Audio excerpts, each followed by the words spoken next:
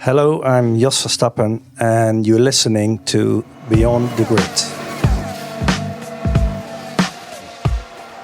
Hi everyone, and welcome to Beyond the Grid, presented by the new Bose noise-cancelling headphones 700.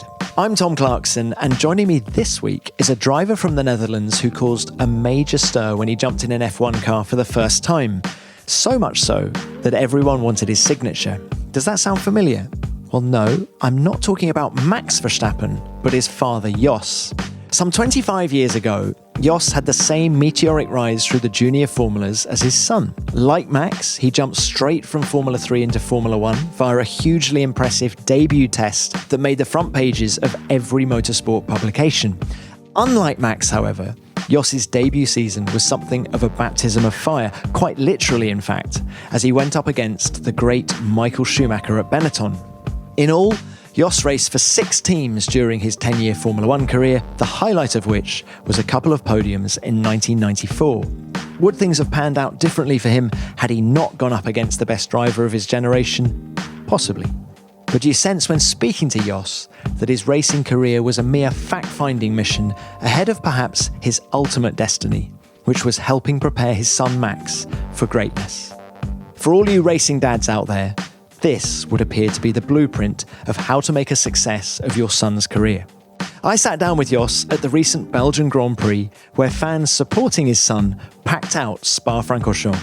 I hope you enjoy our conversation.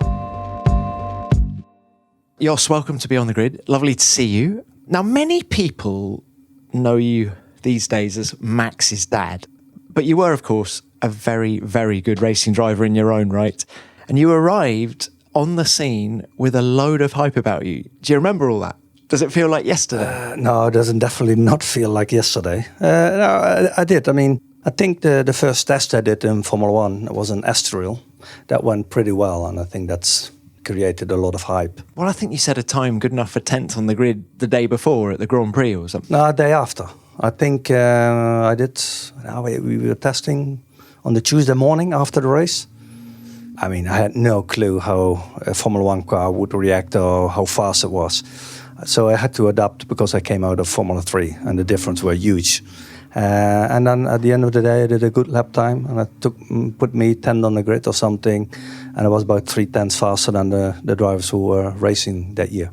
But I mean, let's talk about some of that momentum because German Formula 3 champion, you'd won the Marlboro Masters at Zandvoort.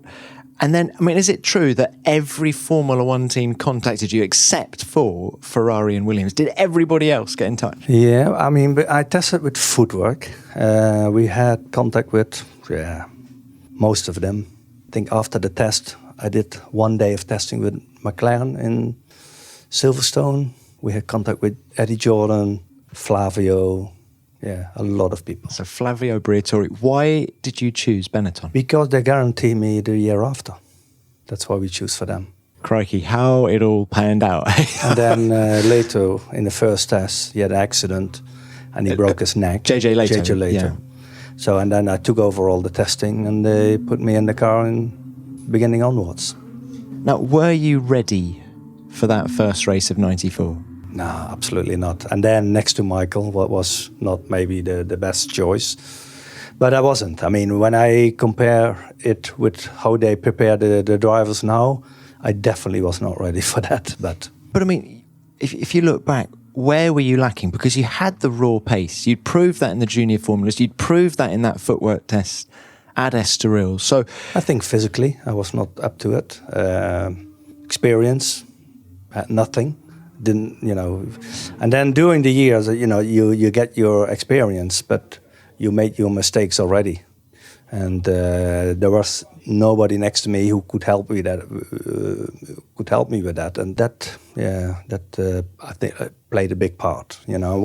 Once you had a chance in the top team and you're not performing, I think you will face a very difficult career. I mean, how much did that first race at Estoril, at Interlagos, affect your confidence? Because you remember, was it contact with Eddie Irvine? Yeah, I mean, I Massive think Eddie didn't see me, but then there was the contact, so I spun. But I had never had a problem with that. I was never scared or it didn't hurt my confidence at all.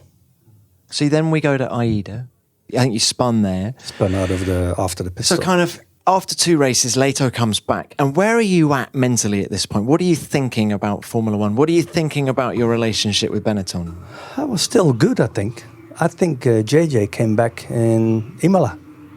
I think it was 4th or 5th race, I think. Can't remember really. But it didn't hurt my confidence. But I was still, trying. Every time I was trying to match Michael's pace. And it never stopped me not trying and not worrying about going off or, what was bad for your career. But I kept trying all the time. I mean, let's talk about Michael Schumacher then. I mean, it was still early on in his career, but what are your memories of him and where was he so darn good? Obviously, he got in the car and immediately he's fast. I mean, I think he was stronger. He was working flat out off track and he knew what he was doing. And I think physically I wasn't up to the game, Do you feel he politically had the team more on his side? Yeah, 100%. And by that, I mean Flavio, I mean everybody. Yeah, all focused on him. Of course, he was winning the races and he was going for the championship. Do you feel... I understand. But you understand that? Yeah, I understand. But and then, after the accident of Ayrton and Imola, then there was a lot of rule changes to the team with the step floor and things like that. So all the testing went into that, to help me to get the confidence in the car, to make me faster. Not like it is today, they really help the other driver who was struggling. But at that time, they didn't care. And of course, you mentioned Senna. He got out of the car in Aida. He spun out as well. And he came out with this, pretty explosive comment saying that he thought the Benettons had traction control. What's your take on that now? I definitely didn't have it. Yeah, that's how it is. Yeah. Of course, I know all the rumors and things, but I cannot prove anything. But one thing I can say, I didn't have it. Yeah. And then we go to, Hockenheim. There was the fire covered in flames. Yeah, How scary was that? Spun off from Michael's car on Friday qualifying. God. So, in Michael's car, yeah, because mine broke. Michael went out in his car and I went on the Friday, spun off in qualifying. So that was not a good weekend for me. But what are your memories of the fire? How scary was it? Of course, I remember, coming in and then you see the fluid. Of course, it is fuel, but at that time you think, you don't know what to expect. I always opened the visor because I needed the fresh air, and then the fire went all dark and you can't breathe when you're in the middle of it. And so I was looking for the steering wheel to get off. I think in 6 seconds was they put out the fire, and I was standing up in the car at that time. But the best place where it can happen was in the pit lane, of course, with all the fire extinguishers and people Did you around. feel any anger towards the team? No, I didn't. I didn't mind, to be honest. We are racing, it's dangerous. It was fine to me. And how much damage to your skin? I mean, burns and... I had little burns on my nose, under my eyes, under my eyebrows. Where you'd had that was the all, visor open. Damn it. Because, I had the visor open, and I think a little bit of I think it's the heat what burned a little bit. But that was it. Hands were okay. All fine. And given what you went through then, would you welcome the return to refueling in Formula One now? I don't mind, to be honest. I think when it's good for the sport, when it's good for the races, I think everybody would welcome it. But I don't know. It's hard to judge for me if it should come back, yes or no. But from a safety point of view, you wouldn't have I don't think it's makes that much different those days. Well, I'll tell you what, you bounced back from that disappointment with those podiums. We had Hungary and... I finished on the podium. But I don't know. What was the overriding emotion? I don't know if you can say I bounced back. I just finished third, but then the last lap, Brundle broke down his McLaren, so I overtook him. So that was a little bit luck, but sometimes. But how did it feel? What was the overriding emotion when you? It was good. I mean, with all the struggle I had, and it was a tough time, but that was just very welcome on the right moment. What did Flavio say to you? I was happy. You could see when I came into the pit lane and he was there with Michael, you could see that he was happy for me. But I must say, I always had a good relationship with Flavio, every time. So when he said to you, Jos, we're going to stand you down for the last couple of races and we're going to bring in Johnny Herbert. Yeah, it was Johnny at the end of '94. Yeah, I just accepted it. But then, after the year, he helped me to go to another team. He helped me to go into the Simtech with Nick Ward. I mean, it wasn't a bad car. In one occasion, Argentina was on the 6th position in the race somewhere. And then, but in '98, he put me back in the test team with Benetton. So he looked after me a little bit. Was he straightforward to deal with? I'm not sure about that question.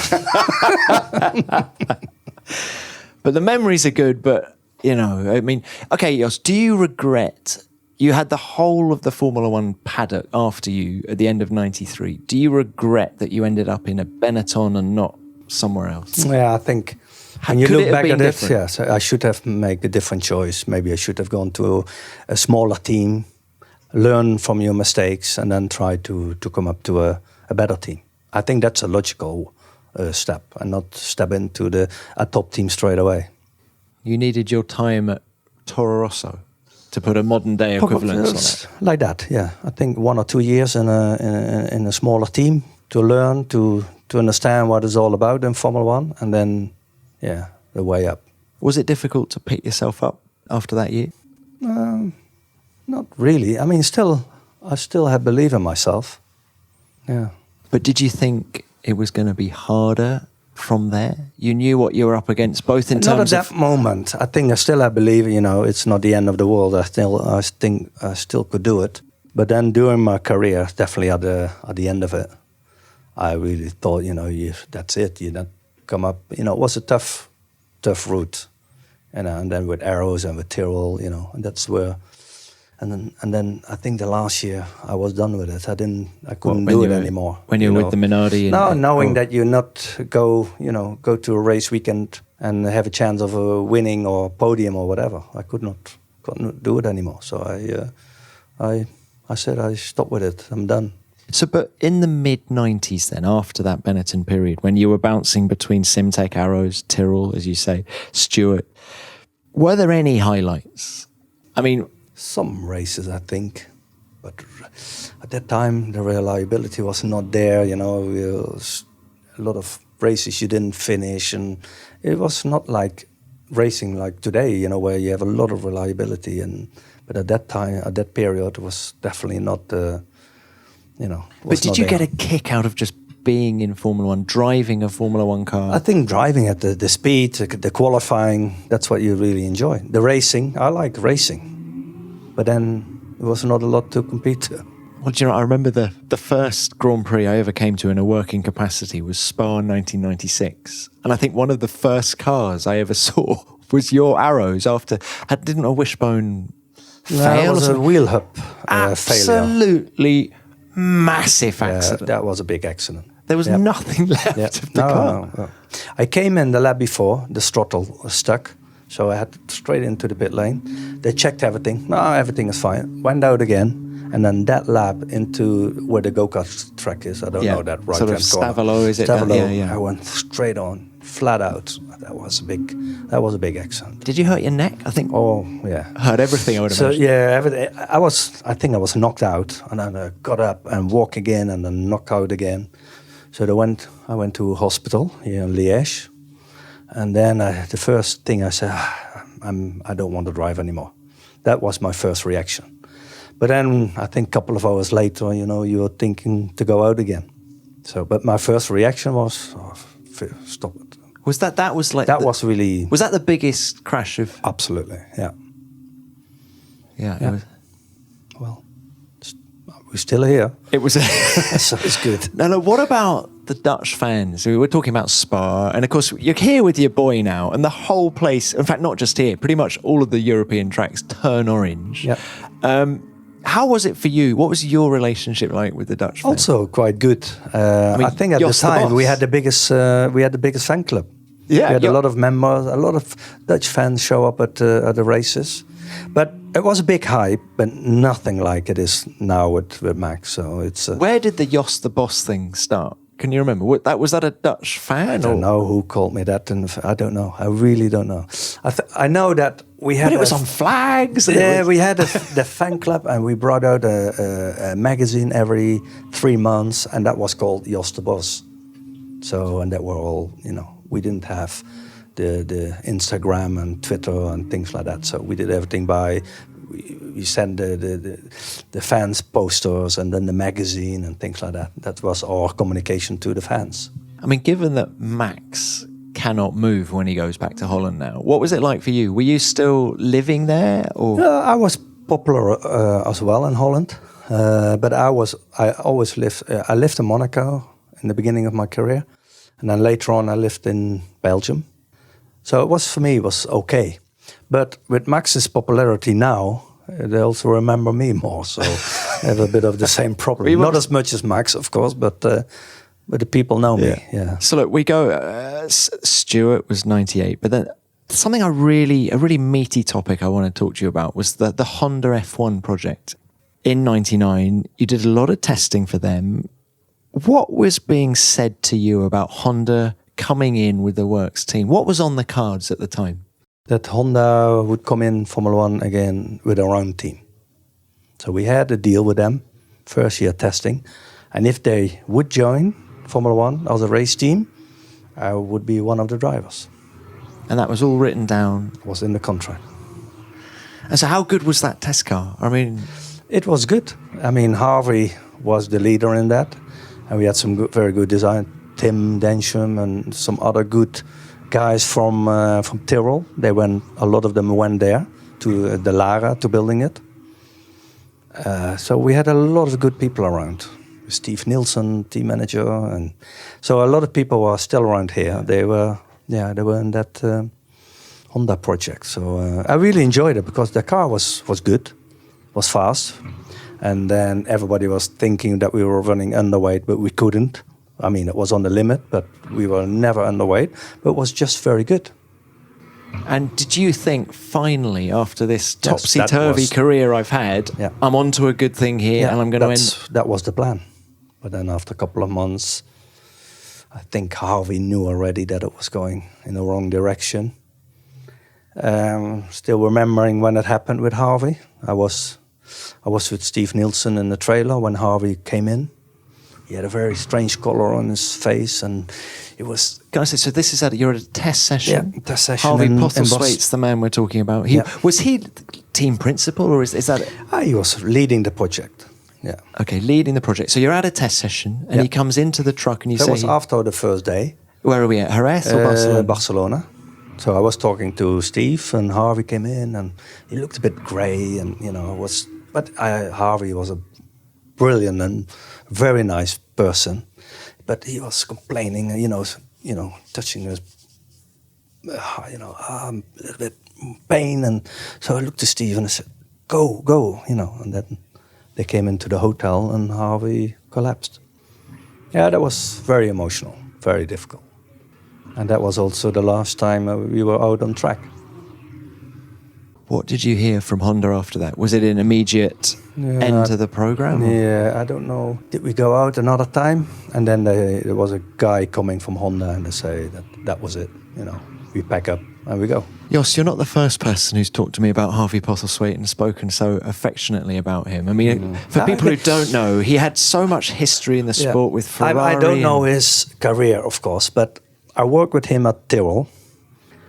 And I just, we just had a click. Just was a nice human being, very clever. It's good to work with, very motivated. Was a very good person. And was that the final blow for your career as well? Do you think? Did you see that as your last chance? Yeah, no, not last chance. And then we went to Arrows. We had some good results there. And then Tom was very motivated. Oh my goodness! Talk to me about Tom Walkinshaw. Yeah, well, that's a long story, and so he gave me a chance. We had some good races, but Tom is Tom, of course. But I mean, and then actually Leafield, the place where the team was based, great facility, wasn't it? It was big. It was It was. They had a lot of facilities, but we didn't have the results what we wanted. Was that the Sergio Rinland era when was he there making the car? I think that was in the beginning. I think he left when I came in, and that was 2000, I think. Right. So, yeah. So there was Tom Walkinshaw, and then you had, we've talked about Flavio. What about Jackie Stewart at the Stewart? I worked with him because I took over from Magnussen in 98. I think first race was Magny-Cours. But then, yeah, I mean, the team had their issues with the reliability. I think the gear was the big problem. Yeah, it was okay, but not. I think the team was really concentrated on Barrichello. I mean, I get along with him very well, but we had a lot of problems there. But it was still good. Technical or otherwise? Technical. Yeah. Technical. Yeah. And with Jackie was okay to work with. And then, damn it, in '99 they actually came out with a good car, didn't they? And Johnny Herbert won that race, and Nürburgring. In the wet. Yeah, that's correct. But then I had a Honda project, what looked very, very good as well. So yeah, bit unlucky sometimes. But I mean, that's the question, isn't it? How do you reflect on it all now? Because I still remember the hype at the end of '93, and I look at you now and think, I cannot believe that man only scored, what is it, 2 podiums and what was it, 17 Yeah, points? I mean, how to say? I mean, I'm happy with all what happened, of course, but especially now how Max is doing, and on one hand, it is okay to me. I have no regrets, or I'm not, angry about things. Of course, when you had to do it again, I would have done it differently. What would you have done differently? No, I mean, prepare yourself better. The choices we made and things like that, physically, have a proper trainer, build it up and things like that. But I think, it was all good for me. I made money, and then after 2003, I stopped, and I put all my effort in the guy who was racing now. So it all worked out for us. We'll hear more from Jos in a moment, but first, here's some shaving advice. If you want the best quality shave for half the price of other brands out there, then make sure you go to harrys.com/F1 podcast to get your hands on a trial set for just £3.95. And here's a little factoid about our friends at Harry's. There are 600 engineers, designers, craftsmen and chemists at their factory in Germany working hard and making products with only the finest materials and ingredients to ensure you get the smoothest shave possible. And getting your hands on a trial set couldn't be easier to arrange. Just enter your details online and you'll get a package delivered to your door with all you need to get going, including a weighted ergonomic handle ensuring maximum comfort and grip while you shave, and 5 precision-engineered blades with a lubricating strip and a trimmer blade. My handle came in a vivid orange colour, papaya orange, McLaren orange, you might say, but you can also choose from olive or navy. You'll also get a foaming shave gel to keep your skin looking good and a handy little travel blade cover to protect your kit. So that's a kit with a value of £11.50 for just £3.95. So get started shaving with Harry's today by claiming your trial set for £3.95. Support our podcast and get your trial set delivered to you, including a razor handle, 5-blade cartridge, foaming shave gel, and a travel blade cover by going to harrys.com/F1 podcast. That's harrys.com/F1 podcast. Now let's get back to Jos. So what, Max was born in 97, wasn't he? So you were at Tyrrell at the time. I mean, let's talk about the lad then. I mean, first things first, how often did he come to races with you? I mean, was like the first thing he ever saw almost was a racing car, or? Yeah, I mean, he was still. So he was 97. So I think when he was 3 years old, was 2000. I was racing in Arrows. Sometime, I brought him to the track, and I think I've seen photos of him in the cockpit. Exactly. Yeah, and then when we go testing, I took him with me, only him and me, and then somebody of the team was, when I was driving, was looking after him and things like that. So that's quite funny. But obviously, it was always about racing. I think when we were having food, it was all about racing. So I think he's brought up with it. And then given that Mum Sophie's very good kart racer, isn't she? It's kind of, he was only ever going to do one thing. Is that fair? Or? Yeah, but you never know, the interest of a little boy. So, but he was keen. He was watching all the races. He was always very sad when I was leaving, because he knew I was leaving because of my job and driving. He was always crying when I left home, and so he was really hanging on to me when he was very little. So he was watching it all the time. He knew what was going on. And we had a go-kart team at home. My dad ran it, and so he was always on racing tracks, and he was always watching and looking, and so he's brought up with racing, that's for sure. Was there anything else that he could have done? Was there anything else he was particularly good at from a sporting point of view? He played football, but I cannot say he was particularly good at it. He was trying, that's for sure. But, you could see when he was small, his balance was very good. The way he was running, bicycling, he had a very, very good balance all the time. And what kind of a kid was he? Was he a gentle kid? Yeah. Was he? Yeah, very gentle. Yeah, very good, very normal.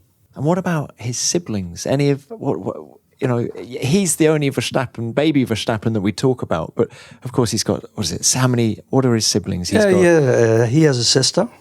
She's good, isn't she? She's quick, I've heard. Yeah, we did some go-kart, but I must say, I concentrated on him for racing.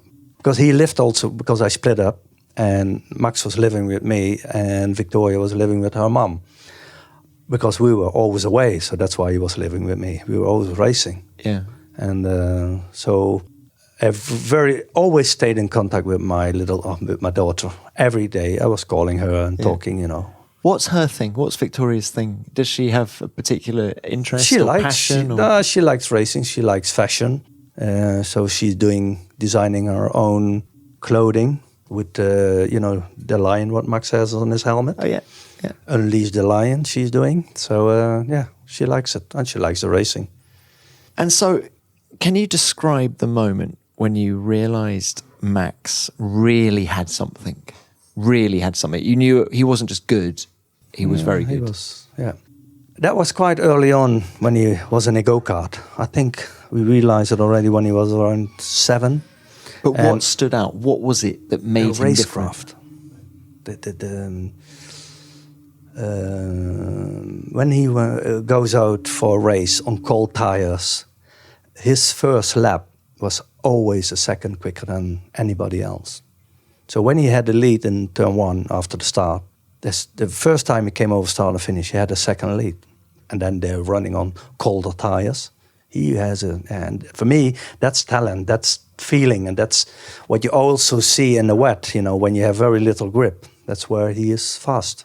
And so what I'm finding fascinating is that some people might think that you had to push him into racing, but that's not the impression I'm getting. He was self-motivated. He was very interesting in it.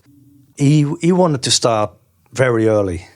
He was always, I want to, he said, when you were a little bit older, then I knew I had more time for him as well. But then, you get your go-kart on the wheel. And my plan was to put him in a go-kart when he's 6 years old. He was with his mom on a go-kart track in Genk nearby our house.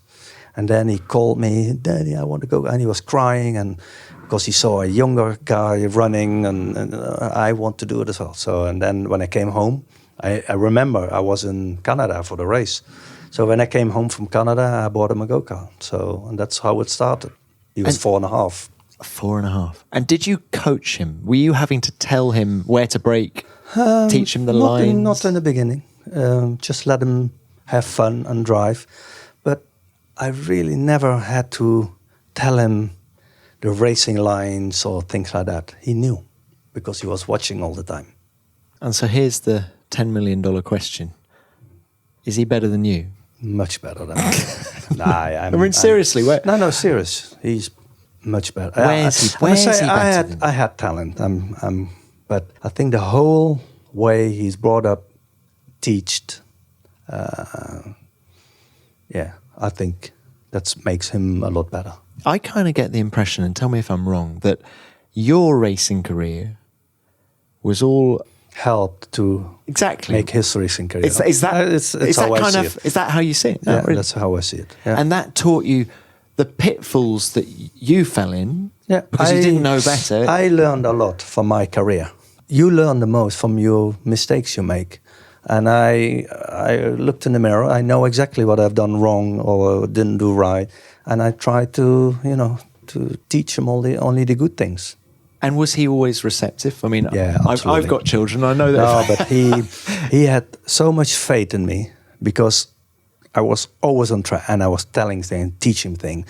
And there was never any question that he didn't have trust in me. Still now, I think when I see things happening, we always speak. He's older now. He's a real, for me, he's a real man. He understands what he's doing, but we listen to each other. And he listens. Even now? He listens how I see it. He tells me how he sees it. And we don't have to agree, but I know him that he really thinks about what I'm saying because I'm here not to destroy him, but to help him. And that's how he looked at me. But at what level are you Are you talking big picture career decisions? Or will he say, life. Dad, I'm really struggling with that corner? I mean, life, anything.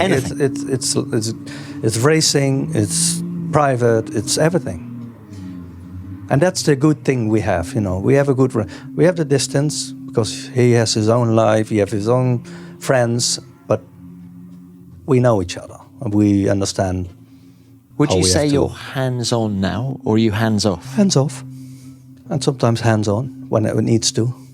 When I see things, I wouldn't say go wrong or not going in the right direction, then I tell him.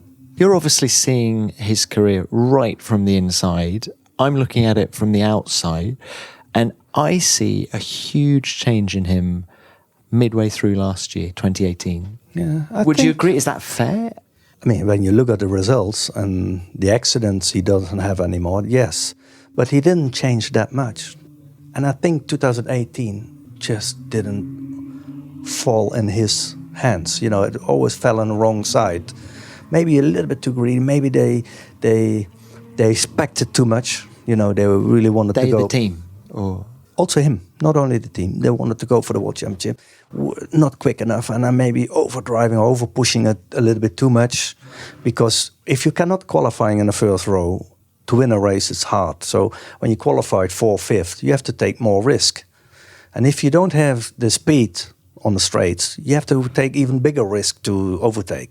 And I think this is what happened. He took too big risk to get past. That's his sort of on-track demeanour, but I also mean off-track. He speaks, I cannot believe he's only 21. He speaks with the maturity and the authority and the gravitas of someone 10 years older. But he was always there when I giving interviews. At the time, I still had a lot of interviews, and I always did it. I invited them where I had my workshop, and Max was always listening. He didn't say anything, but he was there. The journalist asked, but he understood, of course. And I think at the end, it has taught him something. So probably is that, I don't know. And I think also Max he understands the world, and he's clever. He really knows what's going on. Well, just actually, let's talk about his cleverness in terms, because you were always on the road. From a schooling point of view, what actually happened there in school? Yeah, I think afterward I heard more stories than he was at the school. He was good. He was a good student, but of course we were away a lot, so he lost out a lot of the time. But he still had the good points. I think he was diligent. Was he? He didn't like it at all. He didn't want to go to school. There was always every day it was a fight to bring him to school. Yeah, but then it worked out for him. My goodness, it did, didn't it? Yeah. How much has Max's success changed your life? I think it changed our whole family's life, of course. In the last 5 years, it changed a lot. I mean, I have more time now for my private life, what I didn't have the last 25 years. So it changed Max's life a lot. It changed my daughter's life a lot. Changed his mom. It changed everything. Things, yeah. I mean, we are here, working with Raymond, his manager, and me, and Max. We always, our three, we make the decisions. We always talk. We always have a conversation. Every deal, everything, we always discuss together. And I think Max, Raymond, and me, we go along very well. And this is so good to have the right people in the right place. And, you know, I look at another driver who, equally talented, Lewis Hamilton. He felt, God, it's something like 10 years ago now, but he felt he needed to break away from the paternal influence, the father. Can you ever envisage a day when you and Max don't work together? I think we will not come to that point that he thinks that way, because I really leave him. I let him do his own things, but I always have my ears open and things like that. And also, you know, I'm not there to do only the complaining, or Max, you shouldn't do that. No, also tell him what is good. And we also have Raymond in place. He speaks with him. You know, we have a very good relationship also in private. And how about your relationship with Christian Horner, Helmut Marko, the big cheeses at Red Bull? It's very good. We never have issues.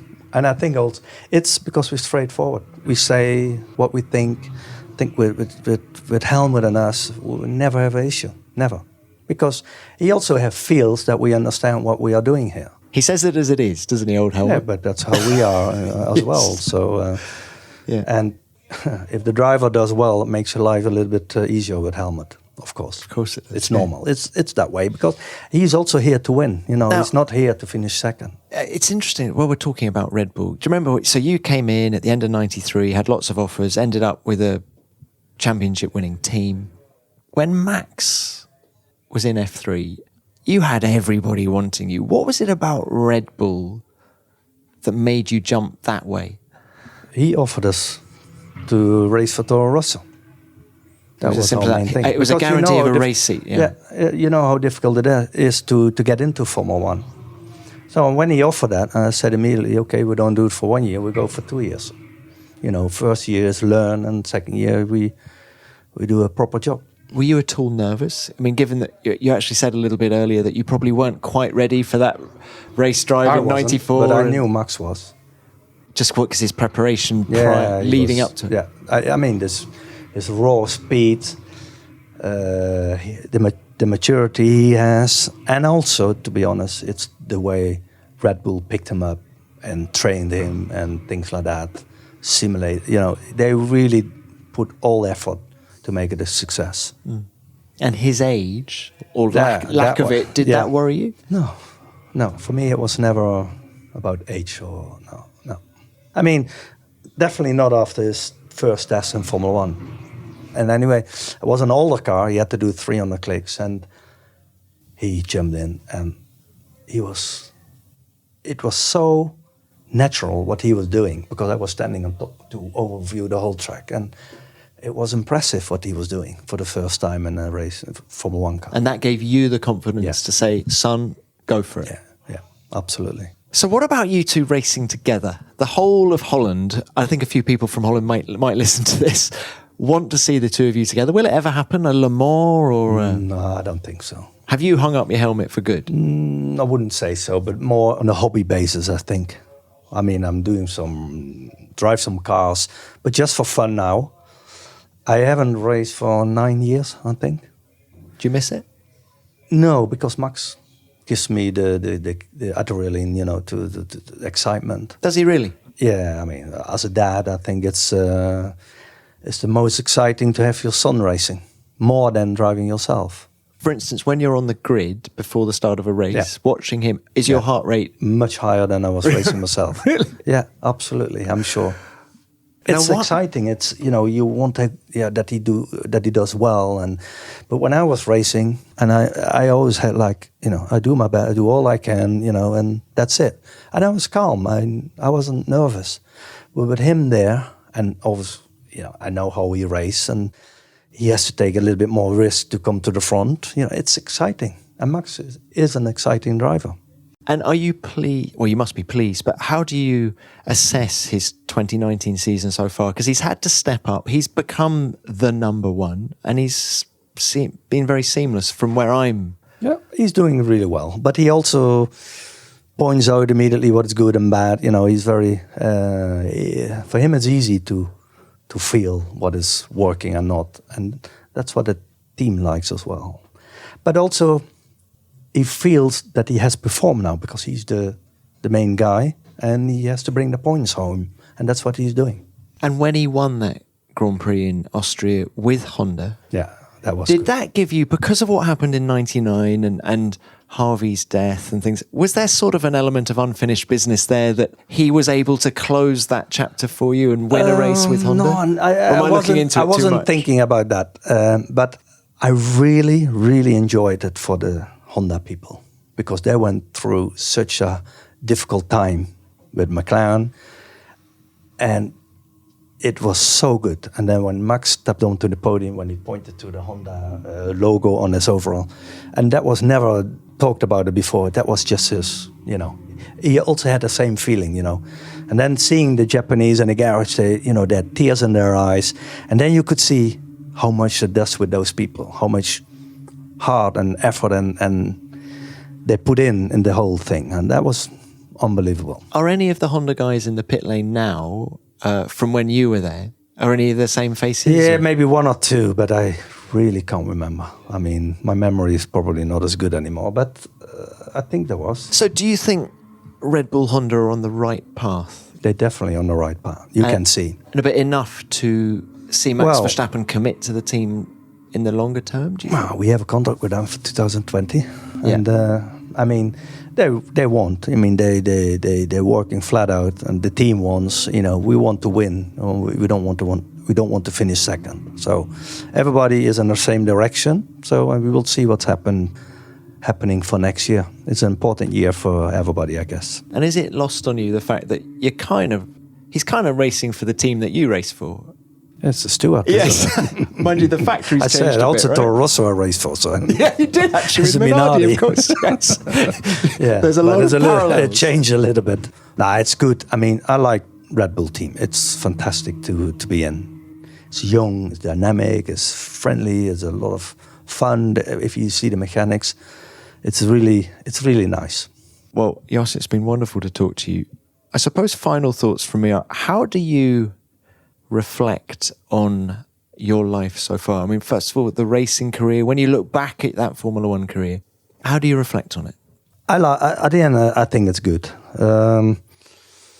My own career, of course, I think it could have gone a lot better if we made different choices. But you cannot turn it back. You make your choice at the moment when you have the information what you have at that moment. So we did.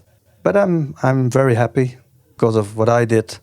I gave it to my son, and now this is all happening to us. So yeah, I'm a happy man, absolutely. And would you rather, this might seem an odd question, but would you almost rather be having the success with Max than you having it yourself Absolutely. 20 years ago? Absolutely. Why is that, do you think? I think you want to have the best for your children. I had my good things. I enjoyed it. I had fun in Formula One. I made money in Formula One, and that gave us what we have now. Yeah. Well, it's great to chat to you. Let's hope lots more Verstappen success in the future. We'll be there. I'm sure about that. Thanks for your time. Okay, Cheers. thank you.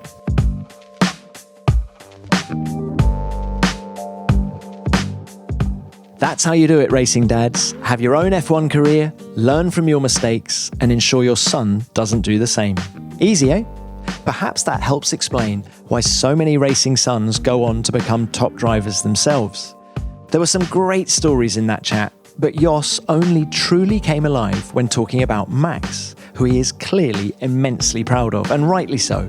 It was fascinating to hear his thoughts on Schumacher, Briatore and the rest, but you sense that Jos only likes to look forward now, and the future is Max. It was great to catch up, Jos. Thanks for your time. Well, that's it for this episode, but before we go, a big thanks for all your feedback on last week's episode with Alex Albon. You had a lot to say about him, and there appears to be a lot of love out there for the young Red Bull driver. This message from Abayomi on Twitter stood out. That was by far the most refreshing and human episode of F1 Beyond the Grid yet. Alex Albon has gone through a lot at such a young age, yet he's still steely behind those calm eyes. You sense he's ready for whatever life brings next. He's here to stay. Well, it really looks like that, doesn't it, Abayomi?